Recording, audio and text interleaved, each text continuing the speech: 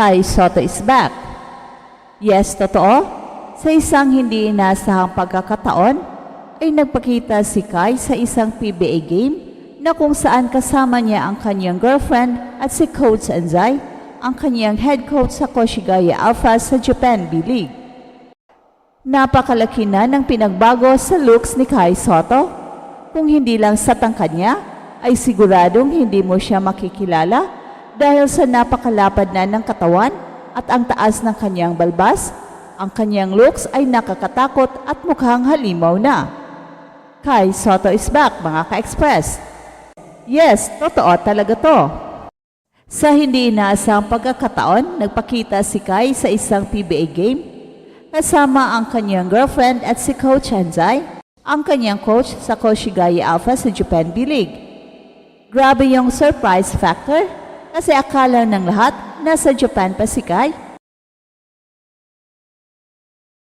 Heto, naglalakad na sa court ng Pilipinas. Ang unang mapapansin mo talaga kay Kai ngayon ay yung transformation ng kanyang katawan. Kung dati, lean and lanky ang dating, ngayon sulit na parang basketball wall. Napakalapad ng balikat, lumalaki ang dibdib at di mo maiwasang isipin, grabe, nagdagdag siya ng extra floor sa gym. At ang resulta, halos hindi mo na siya makilala kung hindi dahil sa kanyang tangkad. Parang nag-level up siya overnight with maximum gains. Tapos yung balbas naman niya, hindi na siya nagmukhang kerob na baby face, mukhang matipuno at matigas na may konting air of mystery. Mata mo talaga ay nakafocus sa kanyang mukha, yung matatag na panga, yung kompleto na birdline, kabog. At hindi natin inaakala na mapapanood natin si Kai sa laro ng PBA. Pero nang malaman ni Coach Anzai na interesado siyang makita ang style ng rain or shine, nagawa talaga niyang dalhin ang buong delegasyon ng Koshigaya Alphas sa practice ng rain or shine dito sa Manila. Ibinahagi ni Coach Ying Giao na malaking bagay para sa kanila ang pagkakataong makapag-exchange ng ideas sa international coaching staff ni Kai, lalo pat matagal na rin silang magkakilala dahil kay Ervin Sotto, ang tatay ni Kai na dati siyang assistant ng NLEX. Ayon pa kay Coach Ying Giao, sa Ervin Sotto ang naging tulay para sa pagbisitang ito. Kinunta kami ni Ervin. Ervin was my assistant in NLEX. Ani pa ni Coach Ying Giao, napaka-natural ng pakikipag-usap nila dahil dati nang nagkasama sa professional basketball scene dito sa Pilipinas. Kasama naman nung dumating si Coach Anzai, ang iba pang staff ng Koshigaya Alphas, tinanggap sila ng bukas ang puso at bukas din ang oras para ipakita ang training methods at practice drills ng rain or shine. At matapos ang insightful na practice session, humiling si Coach Anzai kung maaari ba silang manood ng game ng rain or shine kontra Magnolia. Kahit ang venue ay nasa Montalban, Rizal, malayo sa Metro Manila, tinuloy naman ni Giao ang kanilang hiling. Sabi ko, okay lang, ma-experience nila yung local basketball natin. Kwento ni Coach Giao. Para sa kanya, malaking karangalan na may foreigners na nagmamalasakit at natutuwa sa intensity at husay ng PBA action. Bukod sa pag-observe, naalala rin ni Coach Ying Giao kung paano nakasali mismo si Kai Sotto sa mga practice drills ng NLEX nung bago siya umalis papuntang Europe at Japan. Even Kai, when I was in NLEX, he was playing with our team before he went abroad. Pampakondisyon siya. Ani pa ni Coach Ying Giao.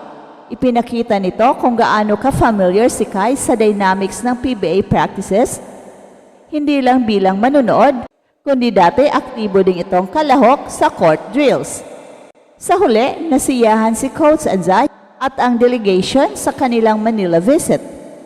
Hindi lang nila nakita ang talent at determinasyon ng rain or shine players, kundi na-appreciate din nila ang camaraderie at pagtutulungan na siyang pundasyon ng bawat PBA team. At para kay Kai, malaking tulong ang pagkakataong mag-rehab at mag-training sa Pilipinas, hindi lang para sa kanyang physical conditioning, kundi pati na rin para ma-expose sa coaching philosophies na makatulong sa kanyang paglago bilang player. Ibig bang sabihin nito na magpapadraft na si Kai sa PBA next season? Well, ang categorical answer dito ay hindi. At hindi rin not in the foreseeable future. At bakit? Simple lang, marami pa siyang unfinished business na gustong tapusin bago siya bumalik sa Pilipinas. Una sa listahan niya ay ang pagkamit ng championship sa Japan B-League kasama ang Koshigaya Alphas sa ilalim ng pamumuno ni Coach Anzai. Hindi lang ito basta milestone para sa kanya, kundi isang personal na misyon na patunayan ang halaga niya sa international stage. Napakalaki kasi ng tiwala ni Coach Anzai kay Kai. Mula nang dumating si Kai sa Koshigaya Alphas, hindi na niya tinipid ang opportunity sa court, pinapakita niya araw-araw na deserve niya ang minute at respeto na ibinigay sa kanya. Ang kultura ng team sa Japan ay sobrang disciplined, pero mas nakaka-inspire pa sa lahat ang supportive na approach ni Coach Anzai. At dahil dito, mas lumalakas ang loob ni Kai at nai-express ang kanyang buong potential. Bilang resulta ng tiwalang ito, naging consistent si Kai sa pagiging top scorer ng Koshigaya Alphas. Hindi lamang scoring ang pinapakita niya, nag-e-excel rin siya sa rebounds at shot blocks. Minsan, siya ang naglalaro bilang anchor ng depensa. Ang big man na hindi lang lumalampas ang height, kundi ang skill set at instincts ay world-class din. Para sa maraming fans at analysts, isa siya sa pinakakumpletong young center sa Asia ngayon. Unfortunately, hindi pa rin maiwasan ang injury. Sa gitna ng roller coaster na season, nagkaroon si Kai ng injury na nagpa-pause sa kanya sa ilang laro. Pero kahit ganon, nakita natin ang determinasyon niya sa rehabilitasyon at sa pagbabalik. Hindi niya kailanman tinanggap ang pagiging idol. Nag-workout siya extra, nag-study ng game footage, at nag-focus sa mental preparation. Ang level ng dedication na yon ang pinapakita kung gaano niya gustong maabot ang championship sa Japan B-League. At sa pagbabalik ni Kai sa Pilipinas, kitang-kita ang napakalaking pagbabago sa kanyang physical na anyo at gameplay mula sa kanyang malapad na katawan hanggang sa mayabang na balbas.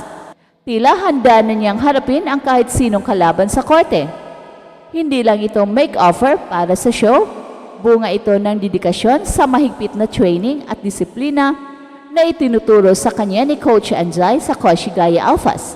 At ito ang Express Info na kung saan bawat kwento, ginulat ang mundo. And don't forget to like and subscribe.